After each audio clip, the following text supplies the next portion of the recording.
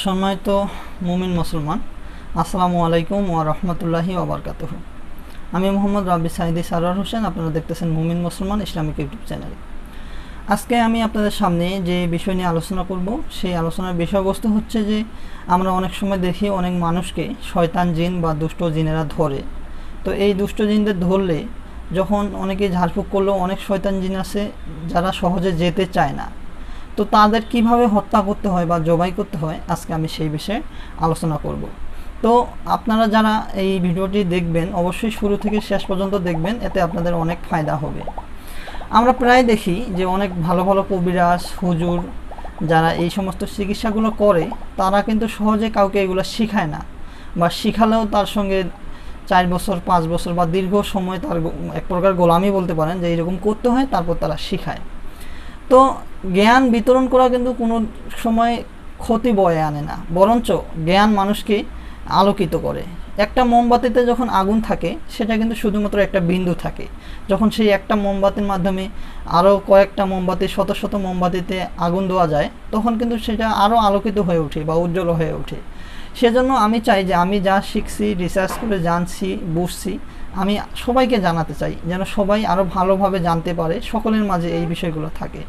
তো আজকে আমি আপনাদের জানাবো যে শয়তান জিনকে কিভাবে জবাই করতে হয়। অবশ্যই ভিডিওটি শেষ পর্যন্ত দেখবেন। তবে আপনাদের আরও আনুষঙ্গিক কিছু কথা বলবো, এই কথাগুলো আপনার অবশ্যই জানা প্রয়োজন। শুধু আপনি জানলেন যে এই দোয়াটা বা এই আয়াতটা পাঠ করলে জিন জবাই হবে, আপনি একটা জিনগ্রস্ত রোগীকে যা জবাই করে দিলেন, এতে কিন্তু আপনার অনেক ক্ষতি হবে। আর কি কি ক্ষতি হবে বা কি কি করণীয়, সেই বিষয়ে আমি আলোচনা করব। অবশ্যই ধৈর্য সহকারে দেখবেন। আর যারা এই সমস্ত কিছু জানতে চান, কোরআনের মাধ্যমে মানুষের সমস্ত রকম সমস্যার সমাধান করতে চান, তারা অবশ্যই আমার চ্যানেলটি সাবস্ক্রাইব করে রাখবেন। তাহলে পরবর্তীতে আরও ভালো ভালো ভিডিও যখনই আমি আপলোড করব, আপনারা দেখতে পারবেন, ইনশাআল্লাহ অনেক কিছু জানতে পারবেন। তো সম্মানিত বন্ধুগণ, আমরা দেখি অনেক সময় অনেক মানুষকে জিনে আক্রমণ করে। অনেকেই বিশ্বাস করে যে জিন বলতে আসে, অনেকে বিশ্বাস করে জিন বলতে কোনো কিছুই নেই। আমরা যারা মুসলমান, তারা কিন্তু আল্লাহ পাকের উপর যখনই ঈমান আনি, ঈমান আনার ক্ষেত্রে কিন্তু কয়েকটি বিষয়ের উপর আমাদের লক্ষ্য রাখতে হয়। যেমন ঈমান আনতে হয় আল্লাহর উপর, আল্লাহর কোরআনের উপর, ফেরেশতাগণের উপর, তারপর নবী রাসূলগণের উপর, কোরআন বলতে না, কিতাবের উপর, নবী রাসূলগণের উপর, তকদিরের উপর ঈমান আনতে হয়, মানে ভাগ্যে যা কিছু আছে, এবং পরকাল জান্নাত জাহান্নামের উপর ঈমান আনতে হয়। তো আপনি যখনই কোরআনের উপর ঈমান আনবেন, তখন কিন্তু দেখবেন যে কোরআনে কি কি লেখা আছে। তদ্রুপ আল্লাহ পাক যেমন কোরআনের সূরা জিন নামে একটি সূরাই নাজিল করে দিয়েছেন। এ থেকে কিন্তু জিনের অস্তিত্ব অকাট্যভাবে প্রমাণ হয়। তাছাড়া সূরা রহমানের 15 নম্বর আয়াতে আল্লাহ বলছেন, আমি জিন জাতিকে উত্তপ্ত অগ্নির শিখা থেকে তৈরি করেছি। যারা জিনকে বিশ্বাস করেন না, তাদের জন্য রেফারেন্স হচ্ছে এই কোরআনের সূরাগুলো এবং আয়াতগুলো। তো আমরা সকলেই জানি ইবলিস শয়তান, সে একজন জিন ছিল এবং তার নাম ছিল আজাজিল। সে আল্লাহর এমন পরিমাণ ইবাদত করছে যে আল্লাহ সর্বশ্রেষ্ঠ ফেরেশতাদের দলে তাকে শামিল করে নিয়েছেন। এবং আল্লাহ যখনই আদমকে সিজদা করার জন্য সকল ফেরেশতাদের হুকুম দিলেন, সকলে সিজদা করলেন, ইবলিস শুধুমাত্র আজাজিল সিজদা করে না, এই জন্য সে ইবলিস হয়ে যায়। তো ইবলিশকে আল্লাহ পাক জান্নাত থেকে বের করে দেয়, এবং ইবলিশ সেখানে আল্লাহ পাকের কাছে ফরিয়াদ করে সুপ্রিম পাওয়ার নেন, কিয়ামত পর্যন্ত জিন্দেগি নেন, এবং সমস্ত মানব জাতির শিরায় উপশিরায় অন্যান্য পশু পাখির রূপ ধরতে পারে, এবং অনেক সুপ্রিম পাওয়ার নিয়ে কিন্তু আসে। তো এই যে ইবলিশ জান্নাত থেকে বিতাড়িত হলো, সে কিন্তু থেমে নাই মানব জাতিকে বিভিন্নভাবে পথভ্রষ্ট করার জন্য সে কিন্তু দিবারাত্রি 24 ঘন্টায় কাজ চালাচ্ছে।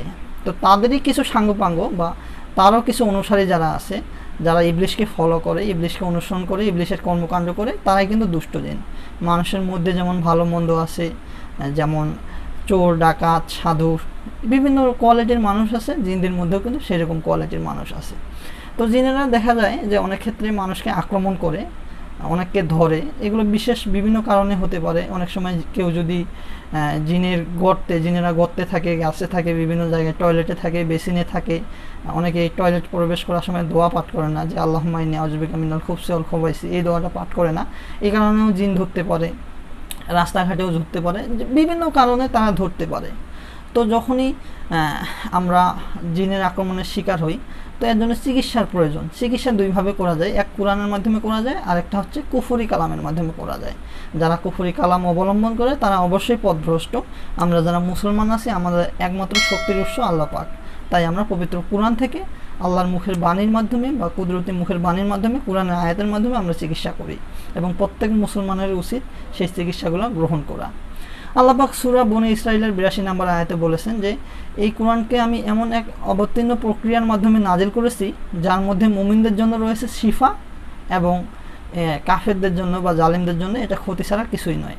তো যেহেতু আল্লাহ পাক নিজেই ঘোষণা করলেন সূরা বনী ইসরাঈলের ৮২ নম্বর আয়াতে যে কোরআনটা হচ্ছে মুমিনদের জন্য শিফা, সকল রোগের ওষুধ, তাই আমরা কোরআন থেকে চিকিৎসা করব। তো অনেক কথা বললাম, তো আরও কিছু কথা বলি, আপনারা অবশ্যই ধৈর্য সহকারে দেখবেন। যে যখনই একটা রোগীকে জিন আক্রমণ করে বা ধরে, সেক্ষেত্রে আমরা যখন কোনো হুজুরকে আনি বা কোনো কবিরাজকে আনি যারা কোরআনের মাধ্যমে চিকিৎসা করে, তারা কিন্তু সহজে একটা জিনকে জবাই করে না। কেন জবাই করে না সেটাও আপনাকে বলি। আমরা যারা দেখি যে সমাজে অনেক সময় চোর ধরা পড়ে, সাইকেল চোর, গরু চোর, মুরগি চোর, বিভিন্ন কোয়ালিটির চোর ধরা পড়ে। তো চোরের কিন্তু শাস্তি কী হয়? দেখা যায় যে মারপিট দেয়, চড়থাপ্পড় দেয়, দিয়ে ছেড়ে দেয়। চোরের কি কোনো দিন দেখছেন যে মৃত্যুদণ্ড দেয়? ছোটোখাটো যারা চোর কখনো দেয় না। তদ্রূপ একটা রোগীকে একটা জিন ধরলেই যদি আপনি আমার ভিডিও দেখে বা কোরআনের আয়াত জেনে একটা জিনকে জবাই করে দিলেন, এতে কিন্তু আপনি জালিম হিসাবে গণ্য হবেন। তাছাড়া আপনি আপনার কোনো ভাইকে যদি কেউ হত্যা করে আপনি যদি জানতে পারেন, তাহলে কি আপনি তাকে ছেড়ে দিবেন? অবশ্যই দিবেন না। তদ্রূপ একটা জিনকে আপনি যখনই জবাই করবেন, তখন কিন্তু তার আত্মীয় স্বজন, জিনেদেরও তো আত্মীয় স্বজন আছে, বাবা মা ভাই বোন আছে, তারাও কিন্তু আপনাকে সহজে ছাড়বে না। তাই জিনকে জবাই করার আগে আপনাকে অবশ্যই জানতে হবে যে কিভাবে ২৪ ঘন্টা নিজের নিরাপত্তা নিশ্চিত করতে হয়, কিভাবে আপনাকে যেন রাস্তাঘাটে জিনেরা ধরতে না পারে, বিভিন্ন দুর্ঘটনার শিকার করতে না পারে, কবলে ফেলতে না পারে, এগুলো আপনাকে জানতে হবে। এই হলো একটা পয়েন্ট। দ্বিতীয় পয়েন্ট হচ্ছে আপনাকে জানতে হবে যে জিনেরা কত কোয়ালিটির বা কতটা শক্তিশালী বা কতটা ভয়ঙ্কর হতে পারে, এবং কি কি ছলনার মাধ্যমে আপনাকে আক্রমণ করতে পারে। ৩ নম্বরে আপনাকে জানতে হবে যে একটা জিন যখনই একটা রোগীর শরীরে আসে আর আপনি তার চিকিৎসা করতে গেলেন, সে কিন্তু আপনাকে বিভিন্নভাবে হুমকি দিবে। আপনি যদি তার সেই হুমকিগুলো, এমনও বলতে পারে ফ্যানের সঙ্গে লটকায় দিবে, রাস্তায় পিষে মারবে, তো সন্তানকে মেরে ফেলবে, বাবা মাকে মেরে ফেলবে, বংশ নির্বংশ করবে, এমনও হুমকি কিন্তু জিনেরা দেওয়া শুরু করে যখন একটা কবিরাজ সেই রোগীর সামনে যায়। আপনি যদি সেই হুমকি শুনে একটু হতাশ হন বা একটু ভয় পান, তাহলে কিন্তু আপনি যতই কোরআনে আয়াত পাঠ করেন বা পুরা কোরআন যদি 1000 বার খতম করে ফু দেন, সেটা কিন্তু আপনার কাজ নাও হতে পারে। কারণ জিনেরা মানুষকে বিভিন্ন রকম প্রতারণার মাধ্যমে, ভয়ভীতির মাধ্যমে কিন্তু তার ইমানটাকে দুর্বল করার চেষ্টা করে। আরেকটি বিষয় যেটা আপনাদের অবশ্যই লক্ষ্য রাখতে হবে, আপনি যে রোগীটাকে চিকিৎসা করতে যাচ্ছেন বা যে দুষ্ট দিনটাকে জবাই করতে যাচ্ছেন, সেক্ষেত্রে আপনি যদি মনে করেন যে আমি এই আয়াতটা পাঠ করে ফু দিব, কাজ হয় কি না বা কাজ না হলে কি হয়, যদি আপনার মনে সামান্য পরিমাণ সন্দেহ থাকে, অর্থাৎ 100-র মধ্যে যদি আপনার 99 ভাগ বিশ্বাস থাকে আর 1 ভাগই অবিশ্বাস থাকে, তাহলে কিন্তু আপনি সেই জিনটাকে জবাই করতে সক্ষম হবেন না। কারণ আপনি জিনটাকে জবাই করবেন আল্লাহ পাকের পবিত্র কালামের মাধ্যমে, আয়াতের মাধ্যমে, এবং সেই আয়াতের মধ্যে যদি আপনার 100 ভাগের মধ্যে 1 ভাগ সন্দেহ থাকে, তাহলে আপনার আয়াতটার প্রতি পরিপূর্ণ বিশ্বাস থাকলো না। আর বিশ্বাস না থাকার কারণে কিন্তু আপনার সেই কাজটা নাও হতে পারে। আরেকটি কথা হচ্ছে, যেই কথাটা আপনাদের বিশেষভাবে আমি বলতে চাই, যে জিন আপনি এই কথাগুলো শেখার পর বা কিভাবে জিন জবাই করতে হবে কোন আয়াতের মাধ্যমে আপনি জানার পর যদি আপনি ঢালাওভাবে জিনকে জবাই করেন, সেটা কিন্তু অবশ্যই আপনার প্রতি আল্লাহ পাক অসন্তুষ্ট হবে। কারণ যার যেরকম মামলা, যার যেরকম অপরাধ, তাকে কিন্তু সেই রকম অপরাধের শাস্তি দিতে হবে। তো অনেক কথা বললাম। তো আপনারা যারা এই ভিডিওটি দেখবেন বা আমি এখন বলবো কোন আয়াত পাঠ করলে জিনেদের জবাই করা যায়, অবশ্যই কিন্তু আপনি আমার পরবর্তী ভিডিওগুলোও দেখবেন। কারণ আপনি এই আয়াতটা শিখেই একটা জিনকে জবাই করতে হতে পারবেন, কিন্তু তারপরে কি কি সমস্যার সম্মুখীন হতে পারেন সেগুলো ফেস করার জন্য আপনার অনেক কিছু জানার প্রয়োজন। তাই এই আয়াত শুনেই আপনি জবাই করবেন না। তো অনেক কথা বলা গেল। তো জিন জবাই করার জন্য অনেকগুলো নিয়ম রয়েছে, অনেক আয়াত রয়েছে, যেটা উল্লেখযোগ্য এবং প্রসিদ্ধ আয়াত। আমি বেশ কয়েকটাকে এভাবে কতল করছি ইনশাআল্লাহ। তো আমি আপনাদের সকলকে জানাতে চাই, আপনারা যদি জিনকে কতল করতে চান, তার আগে অবশ্যই রোগীর সামনে যখন যাবেন, জিনটাকে যখনই আটক করবেন, তখন তাকে বিভিন্নভাবে আগে ইসলামের কথা শোনাবেন, আল্লাহ রসুলের কথা শোনাবেন, জান্নাত জাহান্নামের ভয় দেখাবেন, বিভিন্নভাবে তাকে আগে আপোষে আনার চেষ্টা করবেন। সে যদি সহজভাবে যেতে চায় বা যখন আপনি কোরআনের আয়াত পাঠ করবেন, সে তো দুর্বল হয়ে যাবে। তারপর যদি সে বলে আমাকে ছেড়ে দেন, কখনো আসবো না, মাপ চায়, ক্ষমা চায়, সেক্ষেত্রে ক্ষমাশীলতার আপনাকে অবলম্বন করতে হবে, কারণ আল্লাহ ক্ষমাশীল এবং ক্ষমাকারীকে পছন্দ করেন। সেক্ষেত্রে আপনি জিনটাকে ভালোভাবে স্বীকার করে তওবা পাঠ করে এরকম শপথ গ্রহণ করে তাকে আপনি ছেড়ে দিতে হবে। যদি সে কোনোভাবেই রাজি হতে না চায় কিংবা সে নিজের বড়াই করে যে আমাকে তুই কিছু করতে পারবি না, আমার কোনো ক্ষতি করতে পারবি না, বা আমি কখনো যাব না, তোমার কি করার থাকে করো, সেক্ষেত্রে আপনি কিন্তু তাকে সুযোগ দেওয়ার চেষ্টা করবেন, একটু নমনীয় আচরণ করবেন। তারপরও যদি সে না যায়, সেক্ষেত্রে আপনি একজন আশরাফুল মাখলুকাতকে সুস্থ করার জন্য একজন কেন 1000 জন জিন আসলেও জবাই করবেন, আপনার কোনো ক্ষতি হবে না এবং আল্লাহ আপনাকে জালেম হিসাবে গণ্য করবে না, এটা জায়েজ আছে। তো আপনি সেই দুষ্ট জিনকে যে নিজেকে কখনো ছোট ভাবে না, বড় হিসাবে জাহির করতে চায় বা বড় হিসাবে গণ্য করতে চায়, অহংকার করে, সেই জিনকে জবাই করার জন্য আপনাকে যা করতে হবে, পরিপূর্ণভাবে রোগীর সামনে গিয়ে আপনাকে উজু করে আপনার শরীরটা প্রথমে বন্ধ করতে হবে। শরীর বন্ধ কিভাবে করতে হয় এটা আমি অন্য একটা ভিডিওতে জানাই দেব পরিপূর্ণভাবে, বিস্তারিতভাবে। তো শরীর বন্ধ করে রোগীর সামনে আপনি সূরা বাকারার 178 এবং 179 নম্বর আয়াত 3 বার পাঠ করবেন, পাঠ করে হাতে ফু দিবেন। 3 বার পাঠ করবেন পরিপূর্ণ বিশ্বাসের সহিত। আপনার যদি বিন্দুমাত্র অবিশ্বাস থাকে, কাজ হবে না। কারণ আমি যদি আপনাকে এখন মিথ্যা কথা বলি, এটা আমার কবিরা গুনাহ হয়ে যাবে, আর একটা কবিরা গুনাহ কিন্তু আমাকে লক্ষ কোটি বছর জাহান্নামে আগুনে পোড়ার জন্য যথেষ্ট। আপনাকে মিথ্যা কথা বলে আমার কোনো লাভ নাই। আমি এই জন্য আগেই বলেছি, ঈমান আনতে হবে কোরআনের উপর। আপনি আমার কথা বিশ্বাস করলে করতে পারেন, না করলেও কিছু করার নাই। তবে আমি যারা বিশ্বাসী, যারা কোরআনকে মানেন, বিশ্বাস করেন, তাদের জন্য আমি এই ভিডিওটি আজকে আনছি বা এনেছি। তো আপনারা রোগীর সামনে গিয়ে রোগীকে সুন্দরভাবে রোগীর শরীরে যে জিনটা আছে আটক করবেন। আটক করার পর সূরা বাকারার 178 নম্বর এবং 179 নম্বর আয়াতটি 3 বার হাতে পাঠ করে ফু দিবেন এবং রোগীর শরীরেও ফু দিবেন। ফু দেওয়ার পর তখন কিন্তু জিনটা শরীরে জ্বালা পোড়া শুরু হয়ে যাবে। তারপর আল্লাহ তাআলার কাছে জিনটাকে জবাই করার আগে সাহায্য চাইবেন। আপনি আপনার মতো সাহায্য চাইবেন যে একজন জালিম জিনকে আমি হত্যা করতে চাচ্ছি, আপনার সাহায্য চাই আল্লাহ। বলার পর আপনার হাতটা কিন্তু সেই মুহূর্তে ধারালো চাকু হয়ে যাবে। আপনার কাছে হয়তো হাত, জিনের কাছে চাকু হয়ে যাবে।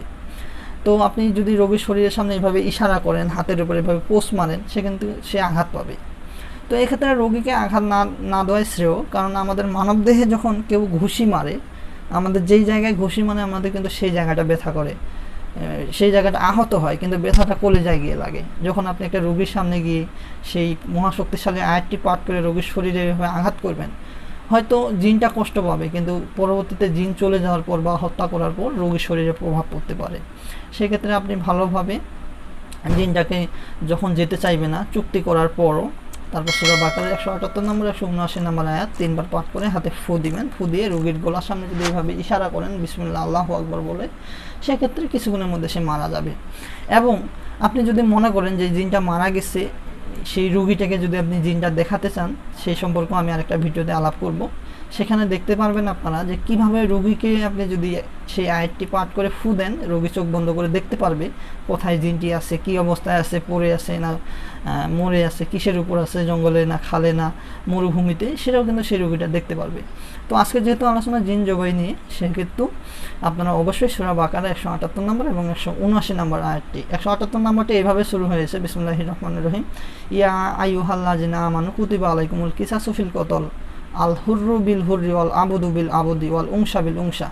তো আপনি পুরোটাই শেষ করবেন, এইভাবে 2টা আয়াতে পাঠ করে হাতে ফু দিবেন। ইনশাআল্লাহ আপনার ঈমান যদি পরিপূর্ণ থাকে, ইনশাআল্লাহ আপনার সেই মহাশক্তিশালী আয়াত দুটি কিন্তু আপনার কাজে দিবে। তো সম্মানিত বন্ধুগণ, আজকের ভিডিওটি এ পর্যন্তই। আমি আরও বিস্তারিতভাবে আলোচনা করব কিভাবে জিন বোতলে বন্দি করতে হয়, কিভাবে আপনি একটা জিনকে টানাতে পারবেন, ঘর বন্ধ করতে হয়, বাড়ি বন্ধ করতে হয়, শরীর বন্ধ করতে হয়, বা রাস্তায় যদি জিন আক্রমণ করে সেক্ষেত্রে কি করবেন, তৎক্ষণাৎ আপনার করণীয় কি, এই বিষয়ে বিস্তারিত আলোচনা করব। যারা এই বিষয়ে জানতে ইচ্ছুক, পবিত্র কোরআনের মাধ্যমে চিকিৎসা করতে ইচ্ছুক, জাদু টোনা বান কুফরি কালাম থেকে যারা নিরাপদে থাকতে চান পবিত্র কোরআনের মাধ্যমে, তারা অবশ্যই চ্যানেলটি সাবস্ক্রাইব করবেন। আপনার একটি সাবস্ক্রাইব আমার অনুপ্রেরণা। কারণ আমি আগেই বলেছি, জ্ঞান বিতরণ করলে বাড়ে, কখনো কমে না। আমি যদি যে জ্ঞানটা আমি অর্জন করছি এটা যদি আমার ভিতরে গোপনে রাখি, আমি মারা গেলে এটা এই পর্যন্ত শেষ। কিন্তু আমি যদি বিতরণ করি, সবাই জানতে পারবে, সবাই বুঝতে পারবে। তাই সম্মানিত বন্ধুগণ, অবশ্যই আপনারা এই বিষয়গুলো ফলো করবেন। আর একটি কথা, ইসলাম কখনো কুফরি কালামকে সাপোর্ট করে না। ইসলাম ইসলাম ইসলাম শান্তি। যত সমস্যা আছে তত সমস্যার সমাধান পবিত্র কোরআনে রয়েছে। সূরা বনী ইসরাইলের ৮২ নম্বর আয়াতে আল্লাহ পাক বলেছেন। তাই আমরা কোরআনের মাধ্যমে সমস্ত রকম চিকিৎসা নেব। তাই আমরা কোরআনকে ফলো করব, একমাত্র কেবলমাত্র শুধুমাত্র আল্লাহকে ভয় করব, আল্লাহর কাছে সাহায্য চাইব। তো আজকের ভিডিওটি এখানে শেষ করলাম এবং আপনাদের বলে রাখি যে আপনারা কখনো বিনা কারণে কোনো জিনকে হত্যা করবেন না, তাহলে আপনি জালিম হিসাবে গণ্য হবেন। তো আজকে এই পর্যন্ত শেষ করলাম। যারা এখনও সাবস্ক্রাইব করেননি সাবস্ক্রাইব করবেন। ভালো থাকবেন, সুস্থ থাকবেন। আল্লাহ আপনাদের সকলকে হেফাজত করুক। আসসালামু আলাইকুম ওয়া রাহমাতুল্লাহি ওয়া বারাকাতুহু।